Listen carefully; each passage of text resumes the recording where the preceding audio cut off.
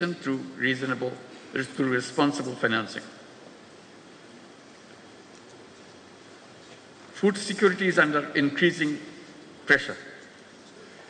Rising prices of essential commodities are straining household budgets, especially for low-income families. Climate change and natural disasters are exacerbating this crisis. Strengthening food supply chain is essential. Energy security is critical, especially for net importing developing countries. Energy supply disruptions drive inflation, economic instability, and debt distress. We must find sustainable energy solutions and scale up investments in renewables. Investing in health and education is critical and crucial for human capital development. A well-educated, skilled workforce drives economic growth and innovation. Countries that invest in universal healthcare see better economic productivity. Digital education, vocational training must be expanded to equip our youth for the jobs of the future. Distinguished audience, our civilization is at risk as we continue to embrace self-destructive economic values. The dominant economic model thrives on limitless consumption. It justifies over-extraction of resources and environmental degradation in the name of growth.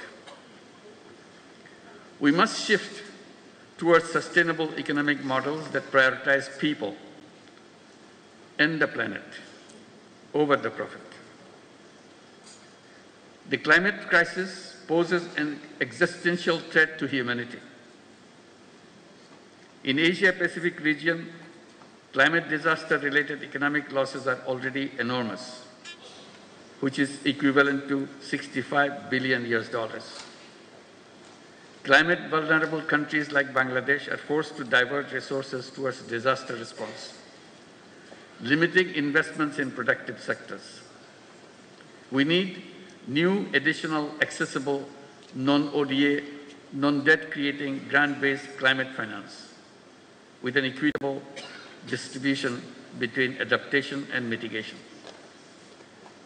Universal access to life-saving medicines and technologies must be guaranteed.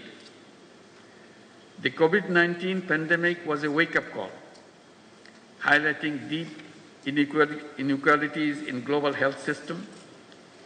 Asia should take a united stand in ongoing negotiation of the pandemic treaty. Rapid strides in the data-driven technology, robotics, quantum computing, artificial intelligence are shaping the world. Lower capability, capacity, and resource mobilization in Asia compared to advanced economies could further widen digital divide. Data sovereignty and security remains critical concerns. If technology evolves irresponsibly, it could pose existential risk. Asia must close the digital divide and build regional capacity in technology, innovation, and incubation. Ladies and gentlemen, Asian cultural diversity, with its rich tapestry of languages, traditions, philosophies, customs, is a testament to the resilience and creativity of human civilization. The philosophies of Islam, Confucianism, Buddhism, Hinduism, among others, have shaped the global thought, offering unique perspectives on morality, governance, and human spirit. Asia's civilizations have flourished by embracing diversity. Over the centuries, the vibrant exchanges of cultural diversity has not only impacted on the region, but global influence. The melding of tradition and modernity, the respect for ancestral wisdom, alongside cutting-edge innovation, creates a dynamic energy that propels the region forward while honoring the deep historical roots.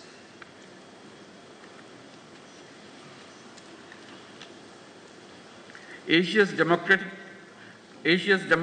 dividend presents immense potential. A growing workforce, particularly young people, can drive innovations and productivity. We must provide them access to finance for entrepreneurship and sustainable solutions. Investing in human capital and in education system aligned with the evolving global job market will shape Asia's future competitiveness. Women's labor force participation in Asia remains low. Gender gaps persist in leadership and decision-making. We must remove barriers to women economic empowerment and ensure equal access to opportunities. In today's polycrisis world, wars and conflicts erode rights and disrupt economics. The genocide in Gaza continues despite global condemnation. The crisis in Palestine is not just an Arab or a Muslim concern, it is a humanitarian issue. The continued tension in Ukraine is heavily tolling on our global supply chain. The protracted crisis in Myanmar threatens regional stability. For more than 7 years, Bangladesh has been hosting over 1.2 million forcibly displaced Rohingyas who are Myanmar nationals.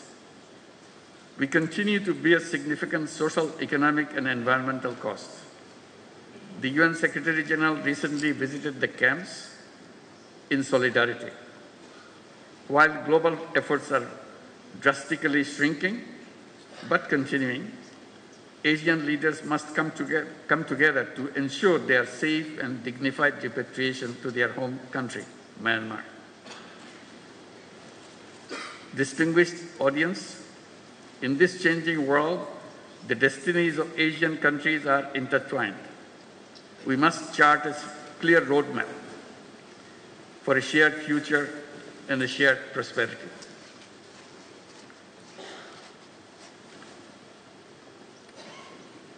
First, financial cooperation. Asia must create a sustainable financial mechanism. Regional MDBs and similar institutions should lead this effort. We need reliable funds that address our challenges and meet our growing demands. Second, trade cooperation. Asia remains one of the least integrated regions. This weak integration stifles investment and trade. We must work to boost trade cooperation immediately. Third, food and agricultural cooperation. We must promote resource-efficient farming. Domestic production must be enhanced for food security. We need to reduce imports reliance and achieve self-sufficiency. Expanding tech-based sustainable agricultural solutions and innovations in regenerative and climate-smart farming is key. Finally, mobilizing intellectual resources and youth power must be at the center of our collective actions. We must lay the foundation for a new civilization, a self-preserving and self-reinforcing society. We must create a world of 3 zeros: zero net carbon emission, zero wealth concentration, and zero unemployment. Our economy should focus on social business, which is increasingly regarded as to chart the future of business, where innovation, purpose, and responsibility converge. 𝗤𝗏𝗵𝗵 and other similar initiatives in Asia should enhance collaboration of youth and entrepreneurs, and particularly youth entrepreneurs, to make Asia a better place for our generations to come. As I mentioned, always, every young person should grow up as a 3-0 person, with zero net carbon emissions, zero wealth concentration, and zero unemployment through entrepreneurship and social business. This is the shared future we in Asia must create together. Thank you very much for your attention.